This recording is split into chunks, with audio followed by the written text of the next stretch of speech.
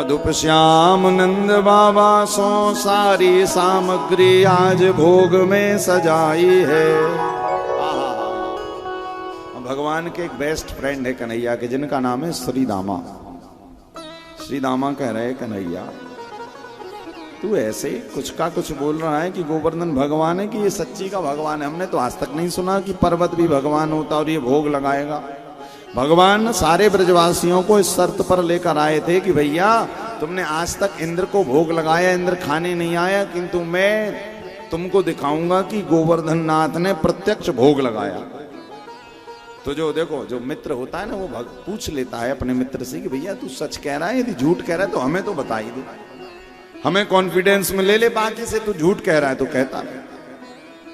तो श्री दामा कह रहे अरे कन्हैया सच्ची बोल कि ये भगवान सच्ची के देवता हैं तेरे गोवर्धन के, ऐसे ही हवा में तलवार चला रहा है कि ये जो भोग लगाएगा और ये करेगा वो भगवान कह रहे तू ना विश्वास हो तो देख लेना। बोले पक्का खाएगा? बोले हाँ खाएगा। अब श्री दामा को जरा भरोसा नहीं हो रहा, क्योंकि भाई भगवान तो ब्रज में भगवान बनकर आए नहीं, भगवान तो ब्रज में नंद के छोरा बन के आए ताकि लीला करने मिले। तो सारे ब्रजवासी खड़े हैं बगल में। अब श्री दामा खड़ा हो गया कन्हैया के बिल्कुल बगल में। क्यों? जरा देखूं तो ये सच बोल रहा है कि ऐसा ही कुछ भी, बस हमें लपेटने की जरूरत तो नहीं पड़ेगी। अब जैसे ही भोग लगा तो दियम वस्तु गोविंदो तुभ्यमेव समर्पये ग्रहण सन्मुखी भूत्वा प्रसीद परमेश्वरा। जैसे ही ब्रजवासियों ने कहा हे गोविंद ये भोग लगाइए, उसी समय भगवान एक रूप से ब्रजवासियों के बगल में खड़े थे और भगवान दूसरे रूप से गोवर्धन पर्वत के अंदर प्रवेश कर गए। अब जब भगवान प्रवेश भोग लग रहा था तो भगवान ने कहा भैया देखो भोग कभी भी पर्दे में लगाया जाता है। ठाकुर जी को जब घर में भोग लगाओ ना तो पर्दा लगा लिया करो। क्यों पर्दे में क्यों किया जाता है? बोले भोजन भजन और धन ये 2-3-4 चीजें पर्दे की हैं।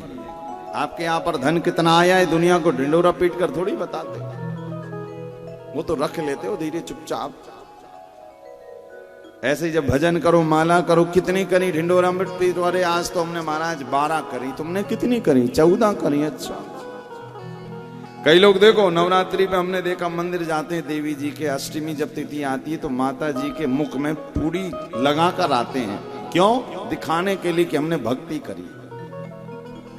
अरे भैया भजन दिखाने का विषय नहीं है, प्रणाम भी करते हैं। अच्छा देखो हमने एक जगह देखा है कि एक मंदिर में माताएं जाती हैं तो वहां पर ये जब कोई नहीं रहता मंदिर में तो माताएं बड़ी नॉर्मल पूजन करके और आ जाती हैं। और यदि देख लें पीछे पड़ोसन खड़ी है, समझ में आ जाए कि पड़ोसन खड़ी, उस दिन पूजा जरा एक्स्ट्रा वाली होगी। डेली तो एक आरती होती है किंतु जब देखी पीछे पड़ोसन है तो ओम जय जगदीश हरे, फिर जय शिव ओमकारा, अम्बे तू है जगदम्बे काली, जय दुर्गे खप्पर वाली। पड़ोसन कहेगी वहां बड़ी पुजारिन बनी आज तो।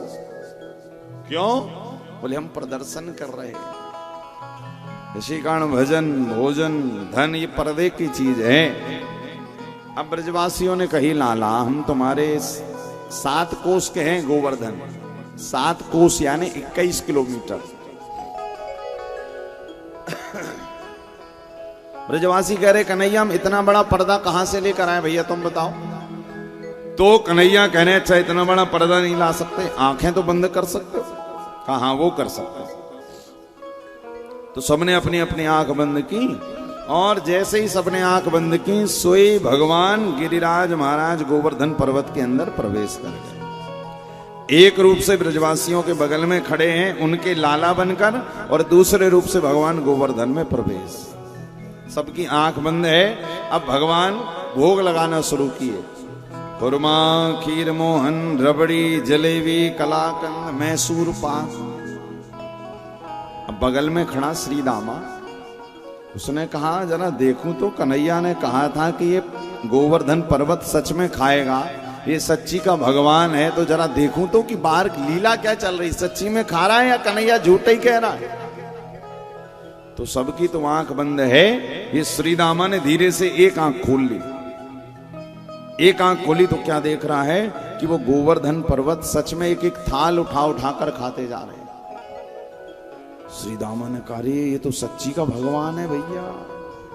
तो ये तो ठीक है, इसको तो भरोसा हो गया कि सच्ची का भगवान है। अब दूसरा मन में इसको भाव आया कि बताओ, ये कन्हैया हम लोगों को इतनी दूर पैदल लाया है गोवर्धन तक, और यदि पूरा माल ये गोवर्धन खा जाएंगे, खुरमा खीर मोहन रबड़ी जलेबी कलाकंद, तो हम ब्रजवासियों के लिए क्या बचेगा? ठन ठन गोपाल रहेंगे। पर घंटी बजाते आए तो घंटी बजाते चले जाएंगे। नहीं भैया, ब्रजवासियों को जब तक रबड़ी जलेबी कलाकंद ना मिले सो आनंद ना आवे। तो श्रीदामा ने कही मनी मन सोची कि इससे बढ़िया तो इंद्र था, इतना भोग लगाया, कभी खाया वाया है नहीं, जो बचता था साल भर हम खाते थे आराम से। ये तो बगल में कन्हैया खड़े थे तो टोनी मारी ऐसी। कन्हैया ने कही, लाला हल्ला मत कर दे, भोग लग रहा है। वो श्रीदामा ने कही, वो तो मैं देख रहा हूं भोग लग रहा है, किंतु इतना भोग लग रहा है, इतना लग रहा है, हम ब्रजवासियों पे कुछ बचेगा या तुम्हारा गोवर्धन ही सब खा जाए? क्यों, क्या हुआ? तो इसने कहा, हमने भगवान तो बहुत देखे भैया, ऐसा भगवान नहीं देखा। क्या? भगवान तो बहुत देखे, ऐसा भूखा भगवान नहीं देखा। हमारे लिए कुछ छोड़ेगा कि सब यही खा जाएगा?